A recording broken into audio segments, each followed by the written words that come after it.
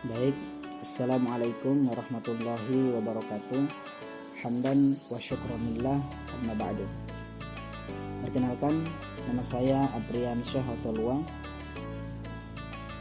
kelas IKT semester 1, NIM 21304-2006. Nah, pada kesempatan ini saya akan memaparkan materi saya, yakni tentang peradaban dinasti Utsmaniyah. Peradaban dinasti Utsmaniyah atau lebih dikenal dengan kerajaan Turki Utsmani dalam bahasa Inggris, yakni Ottoman Empire. Nah, bagaimana sejarah berdirinya kerajaan Turki Utsmani ini? Nama kerajaan Turki Utsmani diambil dan dibangsakan kepada nenek moyang mereka yang pertama, yakni Sultan Utsmani Ibnu Saudi Ibnu Artogol Ibnu Sulaiman Shah Ibnu Qiyal, kepala kabilah di Asia Tengah. Nah, kerajaan Turki Utsmani didirikan oleh suku bangsa pengembara yang berasal dari wilayah Asia Tengah yang termasuk yakni suku Kai. Ketika bangsa Mongol menyerang dunia Islam, pemimpin suku Kai Sulaiman Shah mengajak anggota sukunya untuk menghindari serbuan bangsa Mongol tersebut dan lari ke arah barat. Dan mereka akhirnya terbagi menjadi dua kelompok. Yang pertama ingin pulang ke negeri asalnya, yang kedua meneruskan perantauannya ke wilayah Asia Kecil. Nah, kelompok kedua itu berjumlah sekitar 400 keluarga yang dipimpin oleh Ertogol, anaknya Sulaiman. Akhirnya mereka menghambakan dirinya kepada Sultan Alauddin II dari Turki Saljuk Rum yang pemerintahannya berpusat di Konya, Anatolia, Asia Kecil. Selanjutnya ini kemajuan peradaban dan kebudayaan Islam di masa Turki. Nah, kemajuan dan perkembangan ekspansi kerajaan Utsmani yang demikian luas dan berlangsung dengan cepat itu diikuti oleh kemajuan-kemajuan dalam bidang-bidang kehidupan yang lain. Yang pertama ini bidang militer. Dalam bidang militer,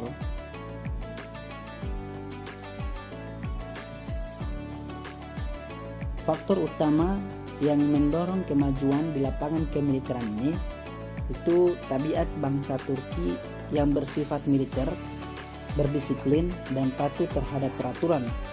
Nah, tabiat ini merupakan tabiat alami yang mereka warisi dari nenek moyangnya di Asia Tengah. Yang kedua ini kemajuan dalam bidang ilmu pengetahuan dan budaya. Kebudayaan Turki Utsmani itu merupakan perpaduan dari macam-macam kebudayaan, diantaranya itu adalah kebudayaan Persia, Bizantium, dan Arab. Dari kebudayaan Persia itu mereka banyak mengambil ajaran-ajaran tentang etika dan tata krama dalam istana raja-raja. Organisasi pemerintahan dan kemiliteran banyak mereka serap dari Bizantium, sedangkan ajaran-ajaran tentang prinsip-prinsip ekonomi, sosial, dan kemasyarakatan, keilmuan, dan huruf mereka terima dari bangsa Arab. Nah, yang ketiga ini dalam bidang keagamaan. Agama dan dalam tradisi masyarakat Turki mempunyai peranan besar dalam lapangan sosial dan politik. Masyarakat digolong-golongkan berdasarkan agama dan kerajaan sendiri sangat terikat dengan syariat, sehingga fatwa ulama menjadi hukum yang berlaku. Karena itu ulama mempunyai tempat tersendiri dan berperan besar dalam kerajaan dan masyarakat. Selanjutnya ini masa kepemimpinan kerajaan Turki Utsmani. Itu masa kepemimpinan kerajaan Turki Utsmani dapat dibagi dalam 5 periode. Pertama ini periode 1 itu pada tahun 1299 sampai 1402 Masehi.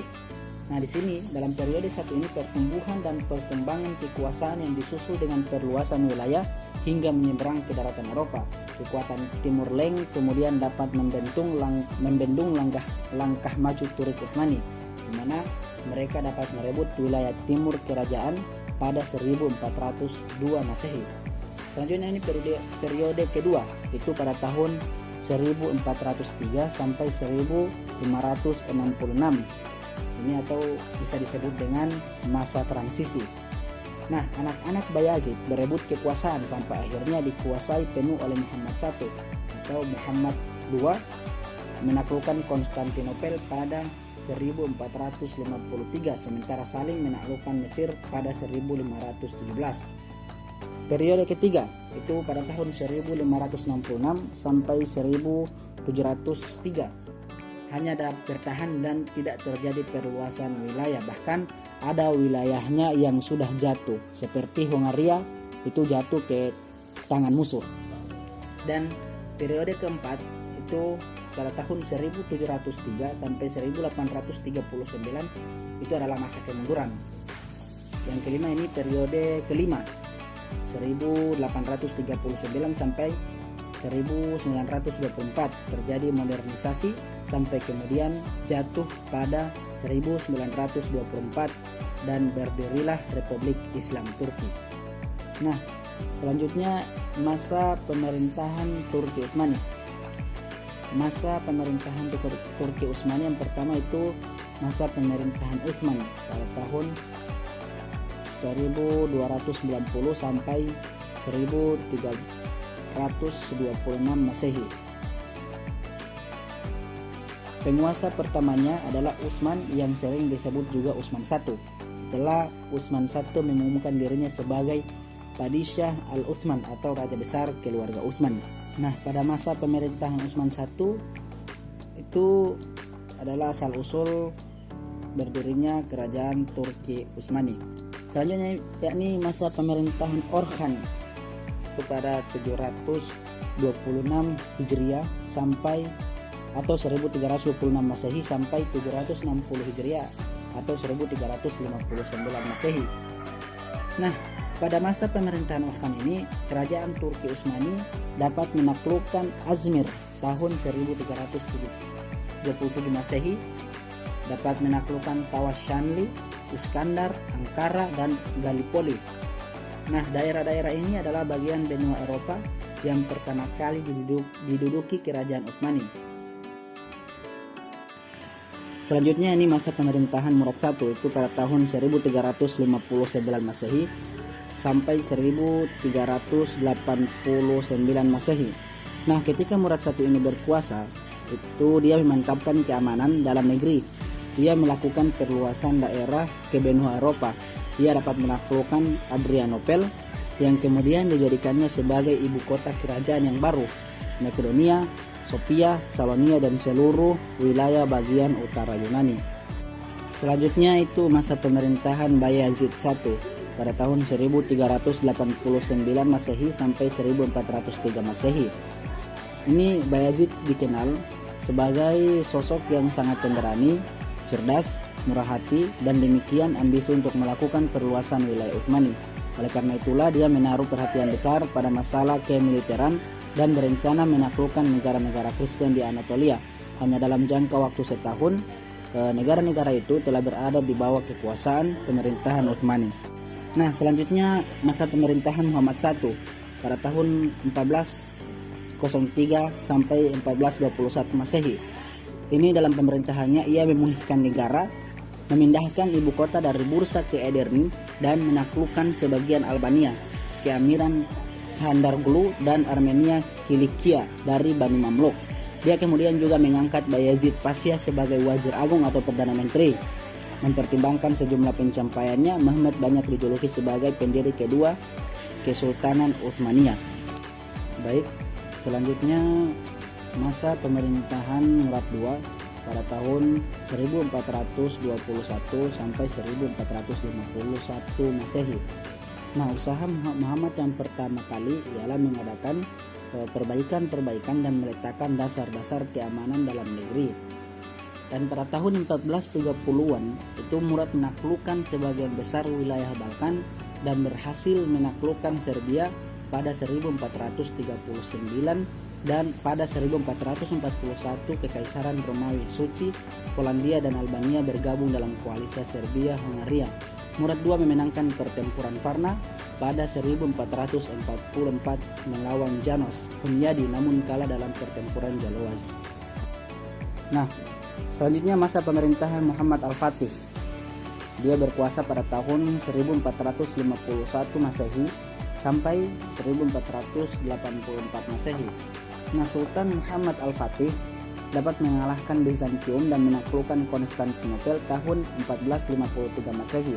Dengan terbukanya Konstantinopel sebagai benteng pertahanan terkuat kerajaan Bizantium, lebih mudahlah arus ekspansi Turki Utsmani ke benua Eropa. Baik, selanjutnya masa pemerintahan Salim I pada tahun 1512 sampai 1520 Masehi. Ketika Sultan Salim I naik tahta, ia mengalihkan perhatian ke arah timur dengan menaklukkan Persia, Syria, dan dinasti Mamalik di Mesir. Selanjutnya masa pemerintahan Sulaiman Al-Qanuni. Sulaiman berhasil menundukkan Irak, Belgrado, Pulau Rhodes, Tunis, Budapest, dan Yaman. Dengan demikian, luas wilayah Turki Utsmani pada masa Sultan Sulaiman Al-Qanuni ini itu mencakup Asia Kecil, Armenia, Irak, Syria, Hejaz, dan Yaman di Asia, Mesir, Libya, Tunis, dan Aljazair di Afrika, Bulgaria, Yunani, Yugoslavia, Albania, Hungaria, dan Rumania di Eropa. Nah, masa pemerintahan Salim II pada tahun 1566 Masehi sampai 1573 Masehi. Di masa pemerintahannya ini terjadi banyak pertempuran antara armada laut Kerajaan Utsmani dengan armada laut Kristen yang terdiri dari Angkatan Laut Spanyol, Angkatan Laut Bundukia, Angkatan Laut Sri Paus, dan sebagian kapal para pendeta Malta yang dipimpin Don Juan dari Spanyol. Kedua, ini masa pemerintahan Murad III pada tahun 1574 sampai 1595 Masehi.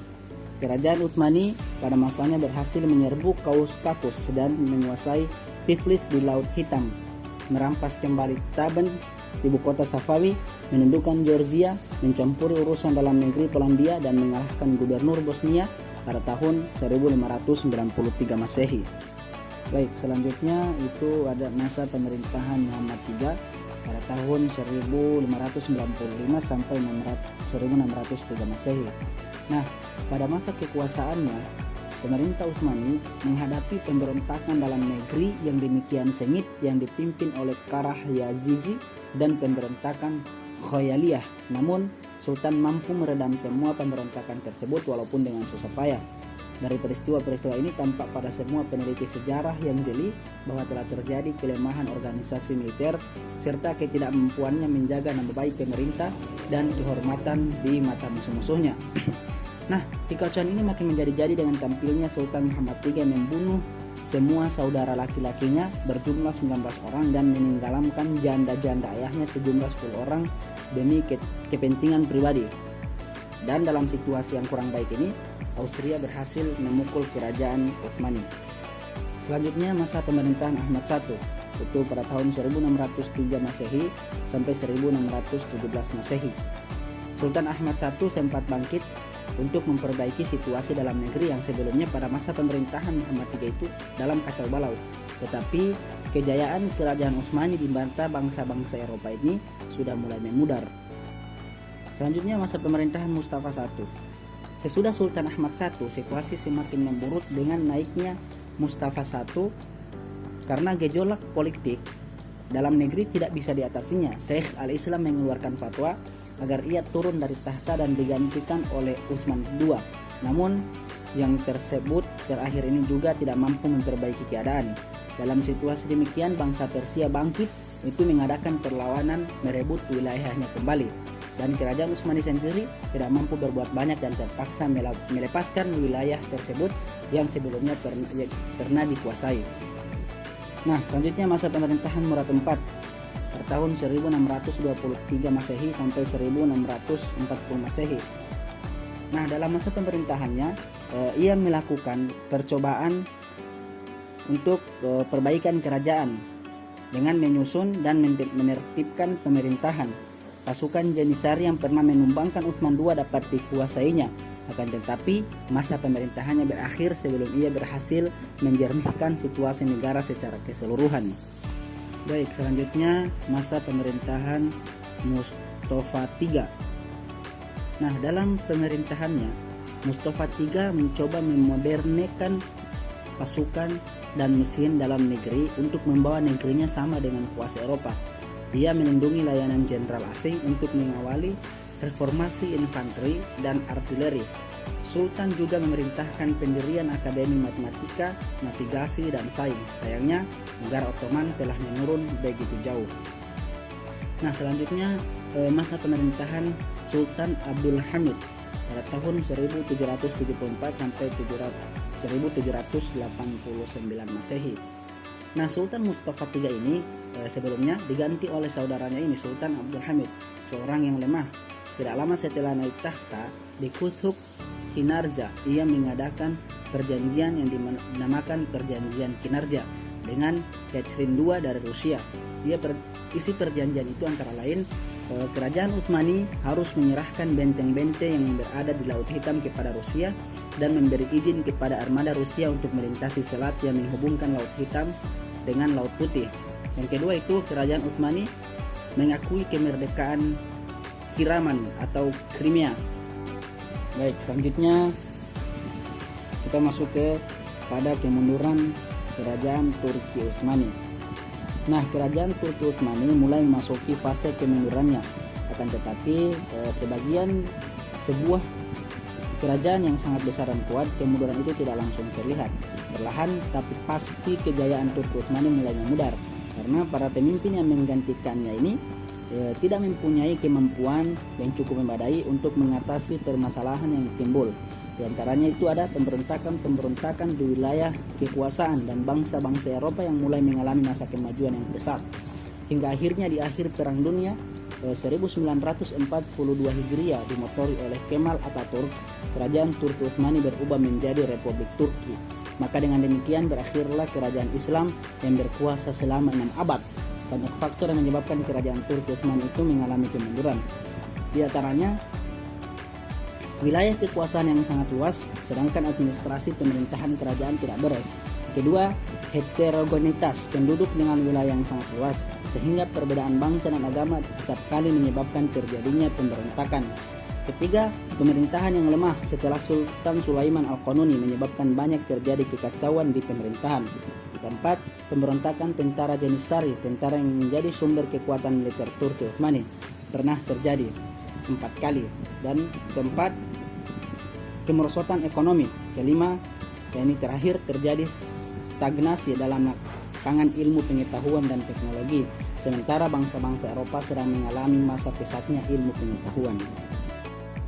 Baiklah, demikian presentasi saya tentang peradaban dinasti Utsmaniyah. Jika ada kesalahan kata, itu datangnya dari saya dan yang benar datangnya dari Allah Subhanahu wa taala. Terima kasih. Assalamualaikum warahmatullahi wabarakatuh.